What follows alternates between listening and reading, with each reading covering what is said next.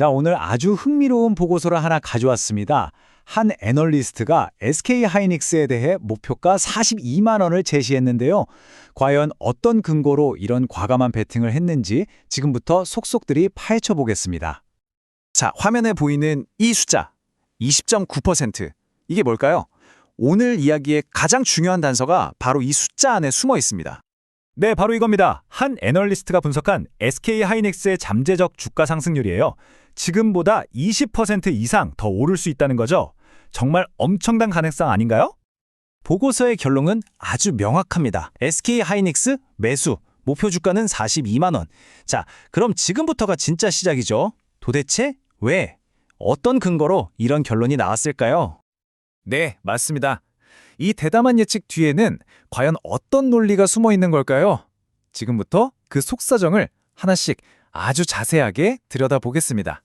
자, 첫 번째 파트입니다. 하이닉스의 고부가 가치 메모리 게임. 부제는 AIU 시대의 왕관 보석이네요. 애널리스트가 SK 하이닉스의 가장 빛나는 부분을 바로 여기서 찾고 있다는 뜻이겠죠? 여기서 핵심 키워드가 바로 HBM, 즉 고대역폭 메모리입니다. 이게 뭐냐면요. AI가 똑똑하게 작동하려면 어마어마한 양의 데이터를 순식간에 처리해야 하잖아요. 그걸 가능하게 해주는 특수 메모리예요. 여러 개를 수직으로 착착 쌓아서 데이터가 다니는 길을 엄청나게 넓힌 거죠. 한마디로 AI의 두뇌를 위한 초고속도로, 딱 이 비유가 맞습니다. 바로 이 HBM 시장에서 SK 하이닉스가 거의 압도적인 지배력을 가지고 있다는 겁니다. 애널리스트는 이걸 가장 큰 강점으로 보고 있는 거예요. 매수 의견의 가장 강력한 근거가 바로 여기에 있는 거죠. 자, 다음 이야기입니다. 도전자의 등장, 그리고 HBM4 진검승부. 네, 이렇게 잘 나가고 있지만 판을 뒤흔들 수 있는 변수가 등장합니다. 바로 강력한 경쟁자가 나타났다는 거죠. 그렇다면 말이죠. SK 하이닉스의 이 독주 체제의 가장 큰 위협은 과연 무엇일까요? 이 보고서는 그 리스크를 아주 정확하게 짚어내고 있습니다. 핵심 변수는 딱 하나입니다. 바로 강력한 경쟁사가 차세대 제품인 HBM4 시장에 성공적으로 들어올 수 있느냐, 없느냐. 이 모든 분석이 바로 이 하나의 질문에 달려있다고 해도 과언이 아니에요. 이게 얼마나 중요하냐면요. 두 가지 미래 시나리오를 보면 바로 알 수 있습니다. 자, 왼쪽은 경쟁사가 HBM4 시장 진입에 성공하는 경우. 이게 애널리스트의 기본 가정이요. 이럴 땐 PB, 즉 주가 순자산 비율을 2.1배 적용해서 목표 주가 42만 원이 나옵니다. 그런데 만약 오른쪽처럼 경쟁사가 실패한다. 그럼 SK 하이닉스의 독점이 더 강화되겠죠. 그때는 PB를 2.5배까지 높여 잡아서 목표 주가가 무려 49만 원까지 뛸 수 있다는 겁니다. 이 경쟁 구도 하나에 주가가 이렇게나 달라질 수 있다는 거죠. 자, 그럼 HBM 얘기는 잠시 접어두고 세 번째 파트, 레거시 메모리 안전망으로 넘어가 보겠습니다. HBM이 워낙 뜨겁다 보니 다른 건 있기 쉬운데 사실 SK 하이닉스에는 또 다른 강력한 무기가 있죠. 바로 우리가 흔히 아는 D램이나 낸드 플래시 같은 기존 메모리 사업입니다. 애널리스트의 분석은 이겁니다. 만에 하나 HBM 시장에서 경쟁이 아주 치열해진다고 해도 이 탄탄한 기존 사업이 일종의 안전망이 되어 회사를 굳건히 받쳐줄 거라는 거죠. 실제로 예상 실적을 한번 보세요. 2024년부터 2026년까지 매출과 영업이익이 정말 가파르게 성장할 것으로 보이죠? 특히 영업이익은 2년 만에 2배 이상 뛴다는 건데 이게 뭘 의미하겠어요? HBM 말고도 기존 사업 자체의 힘이 어마어마하다는 증거입니다.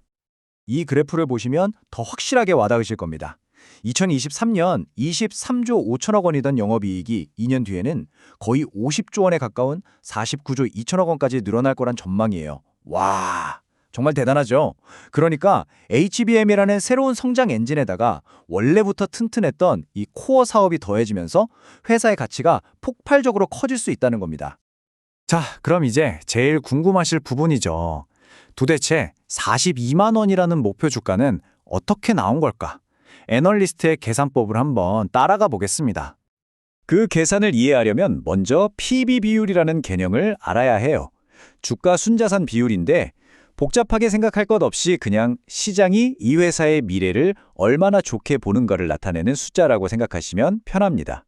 이 비율이 높을수록 기대가 크다는 뜻이죠. 계산 과정은 아주 간단합니다. 자, 보세요. 먼저 1단계, 2026년의 주당 순자산 가치를 약 19만 8천 원으로 예측합니다. 이게 회사의 기본적인 체력이죠.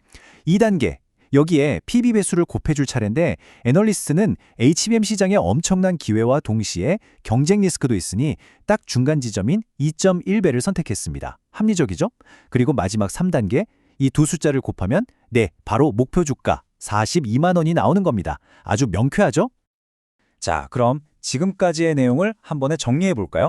첫째, 강점은 뭐다? 바로 AI 메모리, HBM 시장의 압도적인 지배력.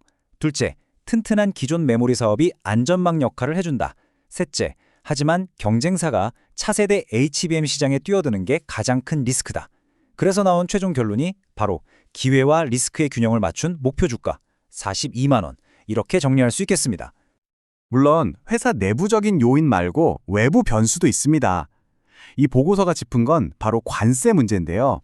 만약 반도체에 새로운 관세가 붙게 되면 전 세계적으로 IT 기기 가격이 오를 수 있고 그럼 자연스럽게 수요가 줄어들겠죠.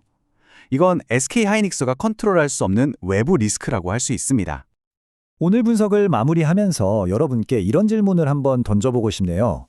한 기업의 가치를 평가할 때 그 기업이 가진 엄청난 기회와 또 그 기업이 마주한 가장 큰 위협, 이 둘 사이에서 우리는 어디에 더 무게를 둬야 할까요? 한 번쯤 생각해 볼 만한 문제인 것 같습니다.